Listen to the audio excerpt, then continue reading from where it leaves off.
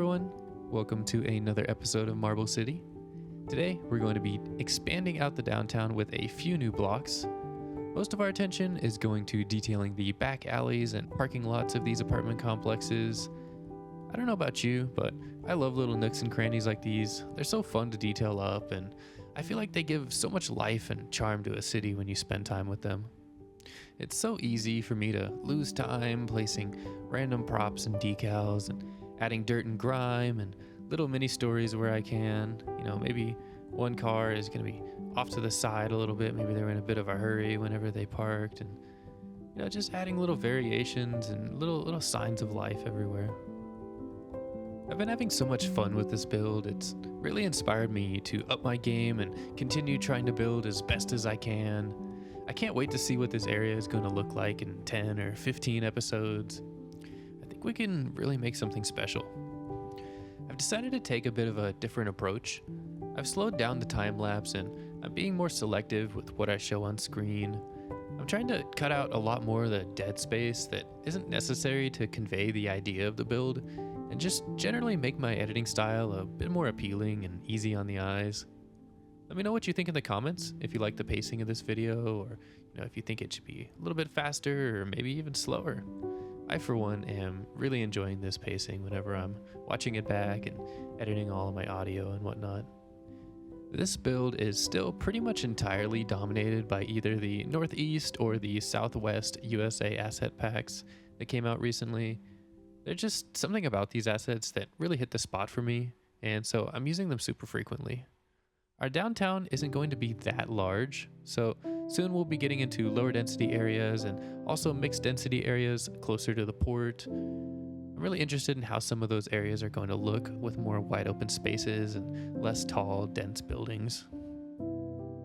But here we've just finished up this block. I've provided a little bit of a cinematic for you just for this specific block. And then we'll be moving on to the next couple blocks that we're going to fill out.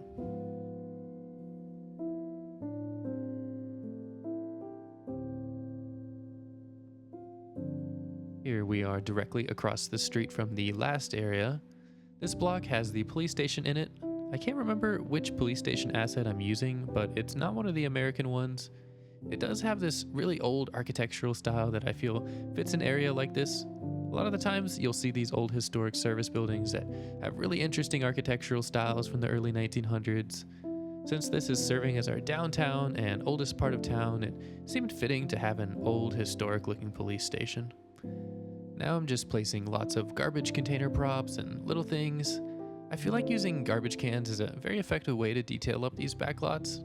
Every business or residence has to have a way to store their garbage, and I feel like there's not always a realistic amount of storage behind the buildings. So I like to add just, a couple extra whenever I'm doing these backlots. And then we break it up with more parking. Everybody's got to park their car, we are in America, and not many people are going to be riding their bike or walking to work, especially, whenever it's super cold and snowy outside. So I'm going to have plenty of parking for everybody to get where they need to go. I'm just replacing the hedge on this police station now with a wall. I'm trying my best to get rid of all of these hedges and other green things that, would normally be dead in the winter but seem to stay in city skylines. And I've noticed sometimes they come back, but I'm doing my best to keep them away.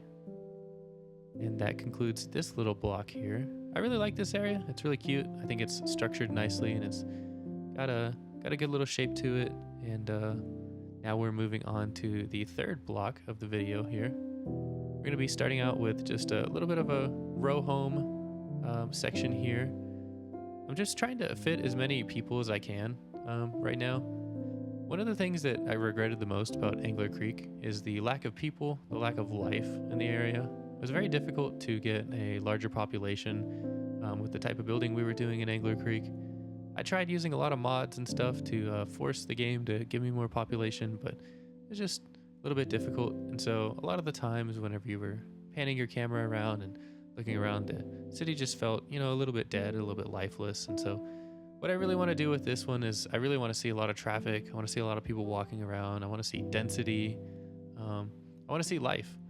And so I'm trying to add a lot of residential buildings, a lot of apartment buildings and things like that that are going to pack a lot of people into this small space, and then hopefully we'll see, some traffic jams and just some general, bustle and stuff like that around the city.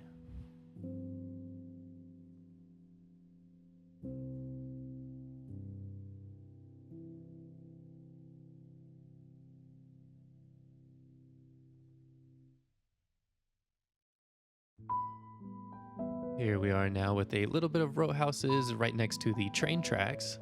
I wanted to take advantage of the fact that the train is running straight through town and create some interesting little scenes next to the tracks. These row homes might be my favorite part of this whole build. I think they turned out really nice next to the tracks, and watching the trains go by just feels really satisfying. So I'm just starting out by getting some backyards.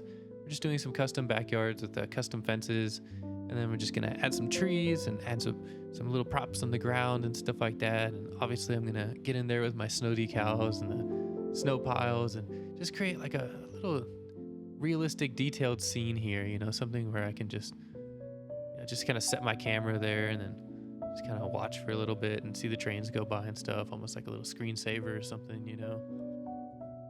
Sometimes I load into one of these worlds thinking I'm going to get a bunch of work done, and I end up just panning the camera around and watching the traffic go by for 15 minutes. It's really gratifying to spend this time and effort making these scenes and then just kicking back and watching the game bring it to life.